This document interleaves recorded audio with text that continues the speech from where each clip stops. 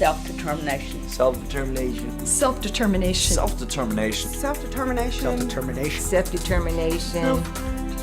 Self-determination. Self-determination. Self-determination. Self-determination. Self-determination. Self-determination. Self-determination. Self-determination is. Self-determination is all about the freedom to choose, and it's all about all men were created equal, and there's no clause under that. There's no asterisk. All men were created equal. Asterisk. And then down here it says except for people with disabilities. That means all people. Yes, self-determination is about all people being equal. It's also about life, liberty, and the pursuit of happiness. What sort of life will it be? And whether people will have the ability to make their own choices. Self-determination in where you want to live. Self-determination in public transportation. And I'm sitting here wondering, why are we still having to fight for this? We don't want anything special. We just want the right to live life the way that typical people live it. I think there's a lot that we take for granted in our own lives, that we can choose where to live, what kind of community we want to live in. We can choose where to work and when to work and how much to work, within reason. And we can choose who our friends are and what we want to do with our free time. And I think a lot of people with disabilities don't have those choices, or there are barriers in their way. And that's what self-determination is about, is trying to figure out how to have the same rights as everybody else has and the resources to be able to live the life that you want to live. Some approach the issue somewhat tongue-in-cheek, but it is a serious matter. I jokingly say self-determination is getting up in the morning and eating a bowl of cereal. But what I mean by that is it's self-directed services. You manage your own budget. It's all about yourself rather than the advisors around you. You're making the decisions, and they're kind of the middleman to just guide you, really. They don't direct anything. Self-determination is the person calling all the shots. One of my responsibilities does entail spreading the philosophy of self-determination and getting people truly to understand its ultimate assertion that we as people with disabilities can and must determine the course of our own lives, and that we must do so within the context of having real choices and having more of an ability to have control over the choices that are available to us, rather than having limited options that really limit our success. The fight for self-determination has a lot to do with changing attitudes. The biggest battle is, to me, is mindset. People still do not grasp that full understanding that persons with disabilities, no matter what the disability is, no matter how severe that disability is, they still deserve the right at reaching their full potential in life. Whatever that full potential may be, society should try to help them reach it. For so many years, society has looked at people with disabilities as people that needed help, that needed assistance. I think we are beginning to understand now that people with disabilities can be, are, must be contributing valued members of our communities, that people with disabilities have as much to offer our communities as any of us have to offer back. And it is that mutual reciprocity, that full citizenship, that I think is the wind underneath the wings of this movement. The calls for equal rights and greater freedom for people with disabilities continue to grow, but policy changes are needed to achieve these rights and freedoms. Thomas Nearney, a pioneering force for self-determination, sees that government must adopt some new approaches. We're looking at a system, a Medicaid-funded system, that this year will spend, between federal and state dollars, somewhat over $310 billion. Most of that money being spent in ways that don't meet the aspirations of people who are being served, where they lack the elementary freedoms that we take for granted, control over their own life, and being able to live in the community and support it in ways that are unique for them. We need to create just a few things. New public policy that says clearly we have high expectations for all people with disabilities, no matter what age. That people need to be able to control their own lives. And we have to end the institutional bias in Medicaid. And we have to address once and for all the forced impoverishment of individuals with disabilities at any age for Medicaid eligibility. Many experienced analysts believe the existing system has set people apart without the full rights of citizenship. We have had a history in this country for a long time of having people that are marginalized and people that have not had the opportunity to fully partake, to be able to be further marginalized because of assumptions that people make about people's limitations. So all we're asking is that there be a willingness to step back and not to do away with regulations, but let's have sensible regulations.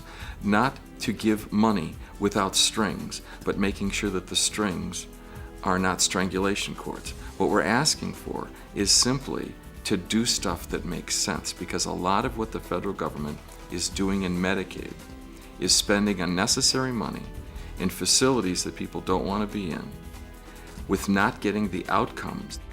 Early encouragement can play a key role in the extent to which a young person with a disability can grow in ability and self-sufficiency. Every person has a different limitation, no matter whether you have a disability or not. You know, your potential is up to you. Years ago, I had teachers who had hope in me, you know, and they did everything that they could to make sure that I had an equal education. My mother was a stern advocate. She was my first advocate, you know. Early on in school, she told the school system, there's nothing wrong with my son other than the fact that he was born with no arms. The only thing is, there's a mind in that person, and it's up to y'all to tap into it. Much of the impetus of the self-determination movement is in assisting people in finding futures that are satisfying and productive. Kim Rosario has a graphic services firm and also performs at a comedy club. I go through a fiscal intermediary who manages my finances, my budget that I have through insurance, as well as my own money. Then we divvy all that up into, say, staffing for my home that I have. I have a person come in and help me with my basic needs and drive me to my meetings. And I have my own business, which that's self-determination too, not working in a sheltered workshop or bringing in a group home, running my own business. If we make a commitment to constantly challenging our own paradigms, that's how we're going to do better. Let's say, for example, the old way of thinking is that people with significant developmental disabilities would be great at working at fast food establishments or working as janitors and working in other such fields. But instead, what if people with disabilities can actually be paid a pretty darn good wage? Well, you know, that actually already happens. There are people with developmental and other significant intellectual disabilities and others who are being paid darn well, who are doing things like cleaning medical instruments at hospitals, saving hospitals millions of dollars, and yet themselves being paid at least not only the minimum wage, but a really good wage, up to $15 an hour or more, and working full-time and making and having great government benefits. There are others who do document imaging. There are others who eventually move into positions of leadership and not just at working at a staff level. Those are things that were never comprehended in the past. David Taylor Jr. has cerebral palsy, but also has developed a successful small business, selling water at NASCAR events in the Southeast. I speak for myself, and I am my own guardian. I live in my apartment.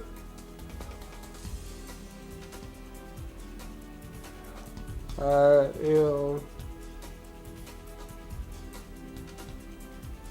sell a bottle of water.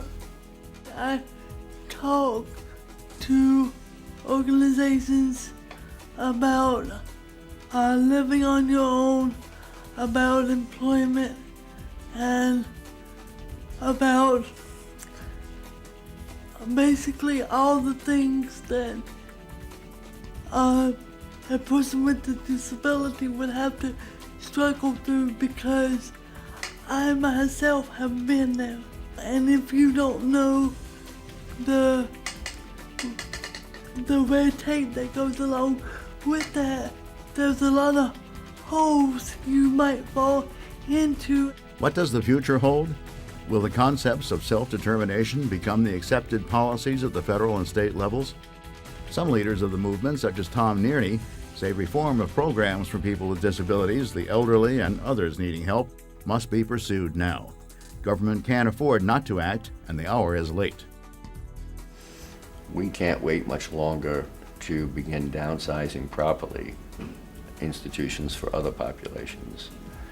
And if we don't begin to get on top of those issues almost immediately, what we're going to see is the collapse of the Medicaid long-term care program.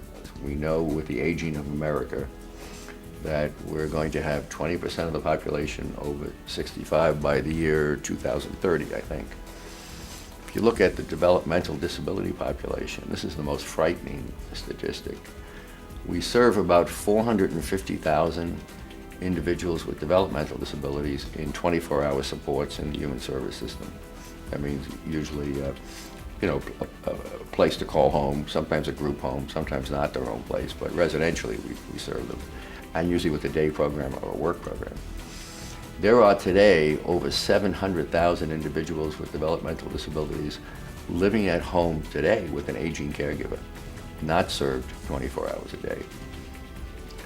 It would require us in the next decade to more than double the capacity of the DD system itself. And it's a ticking time bomb. To critics that find self-determination to be unreasonable and too costly, some suggest that such policies are actually realistic and prudent. Self-determination is fundamentally pragmatic. It is practical. People with disabilities are experts about their own lives. If you want to make the best use of the resources that are available, you'll ask people, what would you do if you had control over these resources? Their ideas, their insights, I think, can make a much more cost-effective use of the resources that we've got, and that's pragmatic. Not only is self-determination practical, it provides citizens the opportunity to contribute. If I have a disability or, I have some, limiting experience in my life, and it's like, hi, my name is Mike, what do you do, Mike? Oh, nothing. I go and sit in a program all day long. Well, what do you do at the program? Oh, nothing. I sit at the program. That takes away the opportunity to feel that part of you that says, I can do something that matters. We just believe that it doesn't matter what age you are. We know that when we take grandma, who's been living at home all of her life, raising a family, helping her kids raise their kids, all those kinds of things, and we take her out of that place of purpose and value, and we move her into a nursing home as an example. And she loses her vision, she loses her purpose. We know what happens to her health. It goes down.